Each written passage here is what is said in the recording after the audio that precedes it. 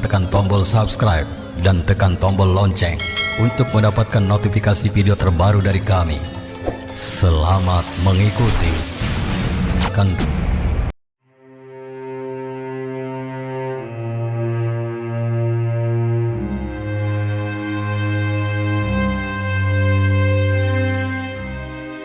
Assalamualaikum warahmatullahi wabarakatuh. Dibodohi oleh setan. Apa gunanya sebatang jasad walaupun ia seorang raja, seorang yang cantik dan kaya, jika tidak ada roh dan nyawa, maka akan dikebumikan dengan secepat mungkin atau mayat namanya. Roh dan kerohanian amat penting dalam memahami pengertian hidup dan perjalanan hidup ini. Nafas berasal dari Rabbul Alamin.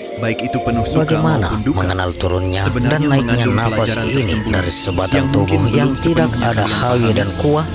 Bagaimana ratusan ribu bahkan jutaan makhluk menerima nafas turun, nafas naik dengan secara sistematik dan secara teratur tanpa ada gangguan dan tidak kehilangan satu nafas pun yang terkendala dalam jutaan tahun, kecuali jika sudah sampai ajal maut seseorang itu dengan takdir nafas dan usia hayatnya.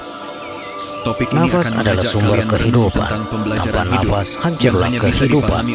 Nafas adalah al-hayat yang datang dari Tuhan. Nafas adalah rahasia ilahi. Para ulama sufi mengamalkan zikir nafas untuk membersihkan rohani. Manakala para ahli tenaga dalam mengamalkan pernafasan untuk mengaktifkan tenaga gaibnya sehingga dapat melakukan perkara dengan kuasa jasad. Kaum sufi menamakan sebagai nasbu, yaitu gabungan antara roh, jasmani, dan jasad. Zikir nafas adalah lentera penggerak semua sistem rohani dan jasmani. Zikir nafas adalah merupakan ibu dari segala zikir yang mempunyai banyak keistimewaan, yaitu mampu membersihkan segala kotoran dalam dan rohani. Zikir nafas ini ada pecahan dan rangkaian tersendiri. Pecahan zikir ini ialah zikir nufus, zikir tanafas, dan zikir anfas. Keempat-empatnya saling berkaitan di antara satu sama lain. Bermula dari nafas itu karena anfas, hidup anfas itu karena nufus, hidup nufus itu dengan rahasia, dan rahasia itulah merupakan diri rahasia Allah. Nufus, anfas, dan tanafas itu adalah satu perkara yang gaib, yang wujud tanpa dapat dirasakan dan tak bisa dilihat, seperti juga nafas. Kurang etis jika membicarakan sesuatu yang tidak boleh dibuktikan dengan ilmu yakin ataupun ainul yakin, karena ini akan menimbulkan fitnah besar pada pembicaranya kelak. Sudah menjadi galibnya manusia akan menolak sesuatu yang tidak tercapai oleh akal dan ilmunya, meskipun jalan paling baik adalah jika ia mendiamkan diri atau tawakuf di samping belajar untuk memahaminya. Kedudukan sistem batin dan spiritual ini bergerak dengan kuasa kodrat yang mutlak dengan hanya dapat dilihat dengan mata hati atau basirah oleh mereka yang tetap hidup hati mereka secara zahir dan batin.